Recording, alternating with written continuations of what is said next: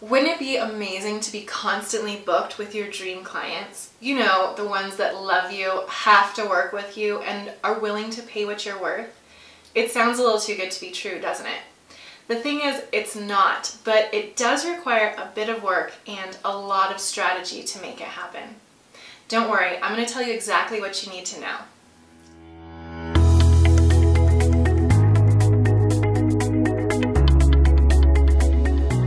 Hi, I'm Moriah, owner and creative director of Moriah Riona Branding.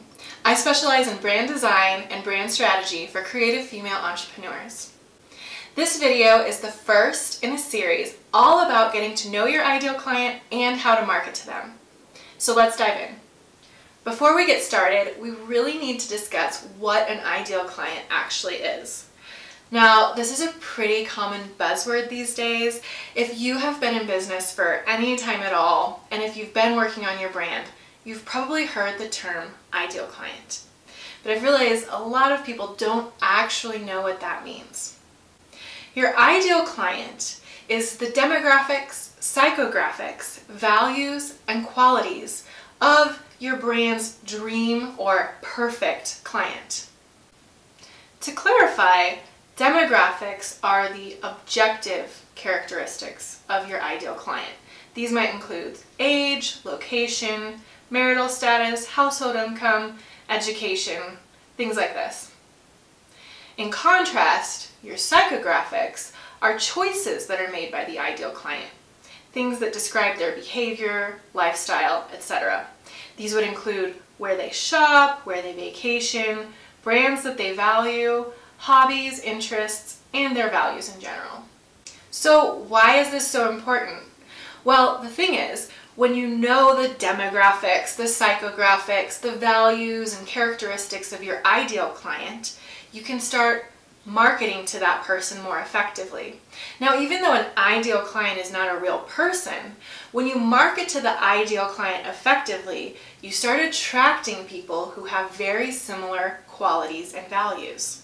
It sounds pretty amazing, doesn't it? So why wouldn't you want to market to your ideal client? Well, surprisingly, I see a lot of people who don't. They're hesitant. And really, I've found two reasons for this. The number one reason I see is that people are unwilling to put in the work.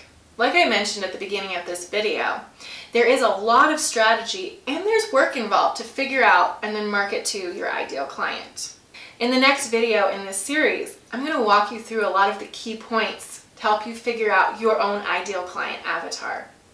You're going to have to do the work, but if you do, you'll be able to reap the benefits. Now, the second reason that I see people choosing not to market to an ideal client is something called FOMO. It stands for fear of missing out.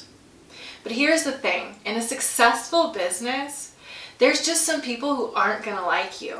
And surprisingly, that's a really good thing.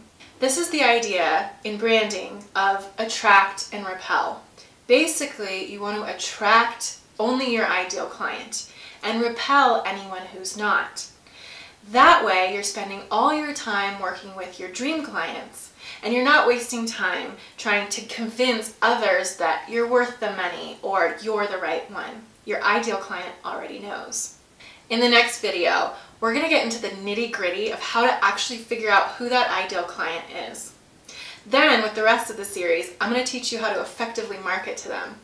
So make sure you hit that subscribe button down below so you won't miss a single video. Also, be sure to grab my free workbook, The Brand Blueprint. It's a 20-page guide to help you build a solid foundation for your brand. I've linked it down below. Check it out, and I'll see you here next time.